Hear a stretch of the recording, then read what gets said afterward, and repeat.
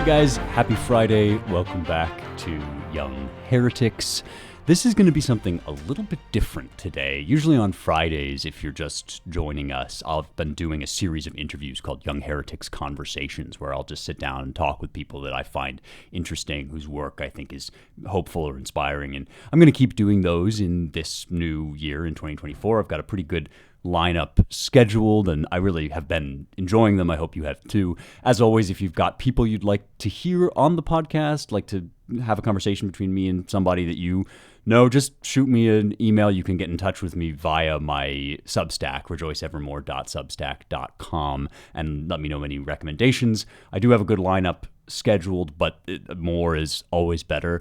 I also, though, want to experiment with some other fun Friday things that we can do in this new year. So I'm going to be tossing out a few extras onto the feed as well. And today, what I wanted to bring you is an excerpt from the epic poem Paradise Lost by John Milton. So over on that Substack that I mentioned, Rejoice Evermore, I've been doing kind of like building an audiobook in gradual installments where I will just read one section of the poem every so often. And so you'll get like a little 30-minute section of this grand epic poem. It started at the beginning, and I've just been working my way through. It's not like the regular Young Heretics episodes where I comment or explain things. I really just read the thing aloud. And so gradually, if you are a paid subscriber, you will be getting a full audiobook of this masterwork. And so I wanted to share it with you just so you can get a flavor of it. One of the things that I hear a lot from you guys when you listen to the show is like, you know, I'm talking about great literature and all of these really important works of the Western canon, and you'll say, I think very understandably, you know, I can tell these are great, I know that they're worthwhile, and I even would like to read them, but they're not clicking for me. You know, I've never been able to sit down and just force myself through it. And when I do, I feel like there are all of these illusions and sort of secret things that I'm supposed to understand. And over the years, one of the things that I've learned is that a major way to fix that is to read things aloud together. And especially if you can hear someone read it who has encountered the work before and kind of knows how to make it sound like it makes sense. And so I've been offering this on Substack, and it's been really fun, working really well. This is one of the greatest works of English literature, period. It's certainly one of the greatest poems ever written in English. As I said, it's an epic poem written in iambic pentameter, which is kind of the English epic meter. It's also the same meter that Shakespeare uses in most of his plays. And it tells this grand cosmic story of the fall of man, the fall first of Satan, how he rebelled against God, and then how a war was fought essentially over the fate of mankind, in which mankind ultimately chose the wrong path and fell, and original sin entered the world, but God also had a plan for salvation. And it's just luminously written, feels inspired, feels like it just poured forth somehow from Milton. Every line kind of flows into the next. And so it's a really good one to read aloud, and it can be much easier to understand or to connect with when you hear it read aloud. And so I just wanted to drop the next segment into the podcast feed so you can get a flavor for this poem and see if you might want to go over to rejoiceevermore.substack.com and subscribe to become a paid subscriber, because then you would get all of this poem. But I just read it in about 30-minute installments. At this point, we've gotten up to book 3, and what's just happened is God the Father has announced in heaven that Satan is planning to tempt mankind away from obedience. And mankind is free, but God knows that they are going to fall, and so he has asked if anybody will take on the burden of his wrath against this because of this sin and this fall, and God the Son has just stepped up to proclaim in a grand speech that he is going to do that. So that's where we left off last time, and I'm just going to pick up right there at book 3, starting with verse 266. So we're starting right after Jesus, the Son's speech, and I'm going to go for about 30 minutes. This is the 17th century English epic poem, Paradise Lost. His words here ended, but his meek aspect silent yet spake, and breathed immortal love to mortal men, above which only shone filial obedience, As a sacrifice, glad to be offered, he attends the will of his great Father. Admiration seized all heaven, what this might mean, and whither tend, wondering. But soon the Almighty thus replied, O thou in heaven and earth, the only peace found out for mankind under wrath, O thou, my sole complacence, well thou know'st how dear to me are all my works, nor man the least, though last created, that for him I spare thee from my bosom and right hand, to save, by losing thee awhile, the whole race lost. Thou therefore, whom thou only canst redeem, their nature also to thy nature join, and be thyself man among men on earth, made flesh, when time shall be, of virgin seed, by wondrous birth. Be thou in Adam's room the head of all mankind, though Adam's son. As in him perish all men, so in thee, as from a second root, shall be restored as many as are restored. Without thee, none. His crime makes guilty all his sons. Thy merit, imputed, shall absolve them who renounce their own both righteous and unrighteous deeds, and live in thee transplanted, and from thee receive new life. So man, as is most just, shall satisfy for man, be judged and die, and dying rise, and rising with him raise his brethren, ransomed with his own dear life. So heavenly love shall outdo hellish hate, giving to death and dying to redeem, so dearly to redeem what hellish hate so easily destroyed, and still destroys in those who, when they may, accept not grace. Nor shalt thou, by descending to assume man's nature, lessen or degrade thine own.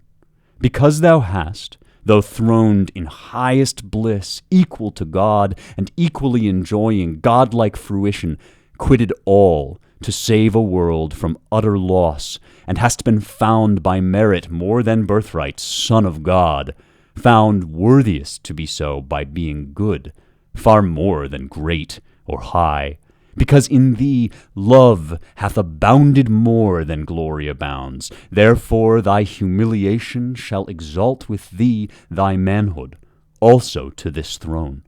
Here shalt thou sit incarnate. Here shalt reign, both God and man, Son both of God and man, anointed universal King. All power I give thee. Reign forever, and assume thy merits. Under thee, as head supreme, thrones, princedoms, powers, dominions I reduce. All knees to thee shall bow, of them that bide in heaven or earth, or under earth in hell. When thou, attended gloriously from heaven, shalt in the sky appear, and from thee send the summoning archangels to proclaim the dread tribunal. Forthwith from all winds the living, and forthwith the sighted dead of all past ages to the general doom shall hasten. Such a peal shall rouse their sleep.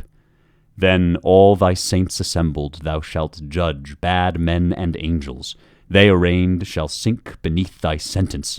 Hell, her numbers full, thenceforth shall be forever shut. Meanwhile the world shall burn, and from her ashes spring new heaven and earth, wherein the just shall dwell, and after all their tribulations long see golden days, fruitful of golden deeds, with joy and love triumphing, and fair truth. Then thou thy regal scepter shalt lay by, for regal scepter then no more shall need. God shall be all in all. But all ye gods, adore him, who to compass all this dies. Adore the Son, and honor him as me. No sooner had the Almighty ceased, but all the multitude of angels with a shout, loud as from numbers without number, sweet as from blessed voices, uttering joy, heaven rung with jubilee, and loud hosannas filled the eternal regions. Lowly reverent, towards either throne they bow, and to the ground with solemn adoration down they cast their crowns inwove with amaranth and gold, immortal amaranth, a flower which once in paradise fast by the tree of life began to bloom, but soon, for man's offence, to heaven removed where first it grew, there grows and flowers aloft, shading the fount of life. And where the river of bliss through midst of heaven rolls o'er Elysian flowers her amber stream, with these that never fade, the spirits elect bind their resplendent locks, enwreathed with beams, now in loose garlands thick thrown off, the bright pavement that like a sea of jasper shone empurpled with celestial roses, smiled. Then crowned again their golden harps they took, harps ever tuned, that glittering by their side like quivers hung, and with preamble sweet of charming symphony they introduce their sacred song, and waken raptures high. No voice exempt, no voice but well could join melodious part, such concord is in heaven. Thee, Father, first they sung, omnipotent, immutable, immortal, infinite, eternal King, Thee, author of all being, fountain of light, thyself invisible amidst the glorious brightness where thou sitt'st, throned inaccessible, but when thou shadest the full blaze of thy beams, and through a cloud drawn round about thee like a radiant shrine, dark with excessive bright thy skirts appear, yet dazzle heaven, that brightest seraphim approach not, but with both wings veil their eyes. Thee next they sang of all creation first, begotten Son, divine similitude, in whose conspicuous countenance, without cloud made visible, the Almighty Father shines, whom else no creature can behold. On thee impressed, the effulgence of his glory abides, transfused on thee his ample spirit rests. He, heaven of heavens, and all the powers therein, by thee created, and by thee threw down the aspiring dominations. Thou that day thy Father's dreadful thunder didst not spare, nor stop thy flaming chariot wheels that shook heaven's everlasting frame, while o'er the necks thou drovest of warring angels disarrayed. Back from pursuit thy powers with loud acclaim thee only extolled, son of thy Father's might, to execute fierce vengeance on his foes, not so on men. Him, through their malice fallen, Father of mercy and grace, thou didst not doom so strictly, but much more to pity incline. No sooner did thy dear and only Son perceive thee purposed not to doom frail man so strictly, but much more to pity inclined, he to appease thy wrath, and end the strife of mercy and justice in thy face discerned, regardless of the bliss wherein he sat, second to thee, offered himself to die for man's offense. O unexampled love! Love nowhere to be found less than divine. Hail, Son of God, Saviour of men, thy name shall be the copious matter of my song henceforth, and never shall my harp thy praise forget, nor from thy Father's praise disjoin. Thus they in heaven, above the starry sphere, their happy hours in joy and hymning spent. Meanwhile, upon the firm, opacious globe of this round world, whose first convex divides the luminous inferior orbs, enclosed from chaos and the inroad of darkness old, Satan, alighted, walks. A globe far off it seemed, now seems a boundless continent, dark, waste, and wild under the frown of night, starless exposed, and ever-threatening storms of chaos blustering round, inclement sky. Save on that side, which from the wall of heaven, though distant far, some small reflection gains of glimmering air less vexed with tempest loud.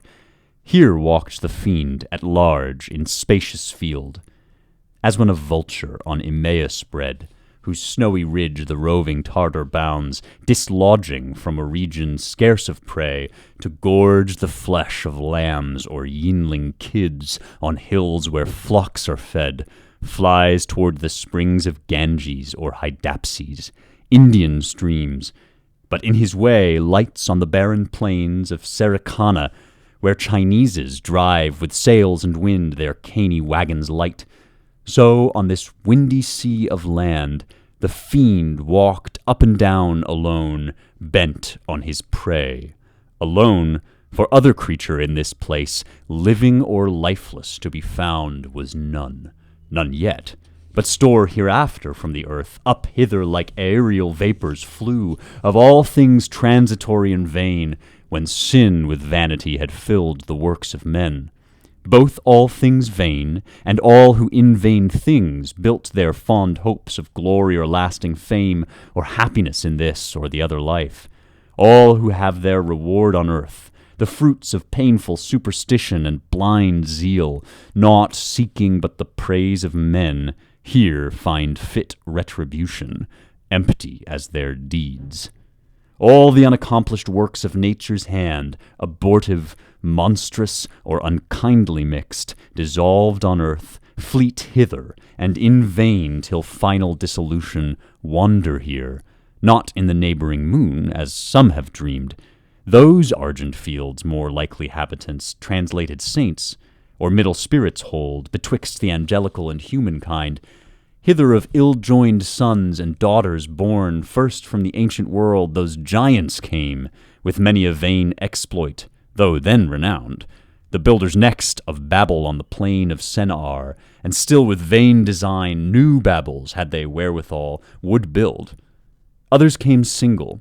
He who to be deemed a god leaped fondly into Etna flames, Empedocles, and he who to enjoy Plato's Elysium leaped into the sea, Cleombrotus, and many more too long, embryos and idiots, eremites and friars, white, black, and gray, with all their trumpery. Here pilgrims roam, that strayed so far to seek in Golgotha him dead who lives in heaven. And they who to be sure of paradise dying put on the weeds of Dominic, or in Franciscan think to pass disguised. They pass the planets 7, and pass the fixed, and that crystalline sphere whose balance weighs the trepidation talked, and that first moved. And now St. Peter at heaven's wicket seems to wait them with his keys, and now at foot of heaven's ascent they lift their feet, when lo, a violent cross wind from either coast blows them transverse 10,000 leagues awry into the devious air. Then might ye see cowls, hoods, and habits with their wearers tossed and fluttered into rags, then relics, beads, indulgences, dispenses, pardons, bulls, the sport of winds. All these, upwhirled aloft, fly o'er the backside of the world, far off, into a limbo large and broad, since called the Paradise of Fools, to few unknown long after, now unpeopled and untrod. All this dark globe the fiend found as he passed, and long he wandered, till at last a gleam of dawning light turned thitherward in haste his travelled steps. Far distant he descries, ascending by degrees magnificent, up to the wall of heaven, a structure high, at top whereof, but far more rich, appeared the work as of a kingly palace gate, with frontispiece of diamond and gold, embellished, thick with sparkling orient gems the portal shone, inimitable on earth by model or by shading pencil drawn. The stairs were such as whereon Jacob saw angels ascending and descending, bands of guardians bright, when he from Esau fled to Paddan Aram in the field of Luz, dreaming by night under the open sky, and waking cried, "This is the gate of heaven." Each stair mysteriously was meant, nor stood there always, but drawn up to heaven, sometimes viewless, and underneath a bright sea flowed of jasper, or of liquid pearl, whereon who came from earth sailing arrived, wafted by angels, or flew o'er the lake, wrapped in a chariot drawn by fiery steeds. The stairs were then let down, whether to dare the fiend by easy ascent, or aggravate his sad exclusion from the doors of bliss. Direct against which opened from beneath, just o'er the blissful seat of paradise, a passage down to the earth, a passage wide, wider by far than that of after times over Mount Zion, and, though that were large, over the promised land to God so dear, by which, to visit oft those happy tribes, on high behests his angels to and fro passed frequent, and his eye with choice regard from Paneas the fount of Jordan's flood to Beer Saba, where the Holy Land borders on Egypt and the Arabian shore. So wide the opening seemed, where bounds were set to darkness, such as bound the ocean wave. Satan from hence, now on the lower stair that scaled by steps of gold to heaven gate, looks down with wonder at the sudden view of all this world at once, as when a scout, through dark and desert ways, with peril gone all night, at last by break of cheerful dawn obtains the brow of some high-climbing hill, which to his eye discovers, unaware, the goodly prospect of some foreign land first seen, or some renowned metropolis, with glistering spires and pinnacles adorned, which now the rising sun gilds with his beams. Such wonder seized, though after heaven seen, the spirit malign, but much more envy seized, at sight of all this world beheld so fair. Round he surveys, and well might, where he stood so high above the circling canopy of night's extended shade, from eastern point of Libra to the fleecy star that bears Andromeda far off Atlantic seas beyond the horizon. Then from pole to pole he views in breadth, and without longer pause, down right into the world's first region throws his flight precipitant, and winds with ease through the pure marble air his oblique way amongst innumerable stars, that shone stars distant, but nigh hand seemed other worlds, or other worlds they seemed, or happy isles, like those Hesperian gardens famed of old, fortunate fields, and groves and flowery vales, thrice happy isles. But who dwelt happy there he stayed not to inquire. Above them all the golden sun in splendor likest heaven allured his eye. Thither his course he bends, through the calm firmament, but up or down, by centre or eccentric, hard to tell, or longitude, where the great luminary aloof the vulgar constellations thick, that from his lordly eye keep distance due, dispenses light from far. They, as they move, their starry dance, in numbers that compute days, months, and years, toward his all-cheering lamp, turn swift their various motions, or are turned by his magnetic beam that gently warms the universe, and to each inward part with gentle penetration, though unseen, shoots invisible virtue even to the deep. So wondrously was set his station bright. There lands the fiend, a spot like which perhaps astronomer in the sun's lucent orb through his glazed optic tube yet never saw. The place he found beyond expression bright, compared with aught on earth, metal or stone, not all parts like, but all alike informed with radiant light, as glowing iron with fire. If metal, part seemed gold, part silver clear, if stone, carbuncle most, or chrysolite, to the 12 that shone in Aaron's breastplate, and a stone besides imagined rather oft than elsewhere seen, that stone, or like to that, which here below philosophers in vain so long have sought. In vain, though by their powerful art they bind volatile Hermes, and call up unbound in various shapes old Proteus from the sea, drained through a limbeck to his native form. What wonder, then, if fields and regions here breathe forth elixir pure, and rivers run potable gold, when with one virtuous touch the arch-chemic sun, so far from us remote, produces with terrestrial humor mixed here in the dark so many precious things of color glorious and effect so rare. Here matter new to gaze the devil met undazzled. Far and wide his eye commands, for sight no obstacle found here, nor shade, but all sunshine, as when his beams at noon culminate from the equator, as they now shot upward still direct, whence no way round shadow from body opaque can fall, and all the air nowhere so clear sharpened his visual ray to objects distant far, whereby he soon saw within ken a glorious angel stand, the same whom John saw also in the sun. His back was turned, but not his brightness hid. Of beaming sunny rays a golden tiare circled his head, nor less his locks behind, illustrious on his shoulders, fledged with wings, lay waving round. On some great charge employed he seemed, or fixed in cogitation deep.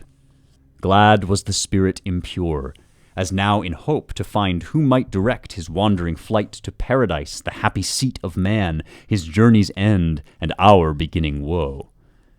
But first he cast to change his proper shape, which else might work him danger or delay. And now a stripling cherub he appears, not of the prime, yet such as in his face youth smiled celestial, and to every limb suitable grace diffused, so well he feigned. Under a coronet his flowing hair in curls on either cheek played, wings he wore, of many a coloured plume sprinkled with gold, his habit fit for speed succinct, and held before his decent steps a silver wand. He drew not nigh unheard. The angel bright, ere he drew nigh, his radiant visage turned, admonished by his ear, and straight was known the archangel Uriel, one of the 7 who in God's presence nearest to his throne, stand ready at command, and are his eyes that run through all the heavens, or down to the earth, bear his swift errands over moist and dry, or sea and land.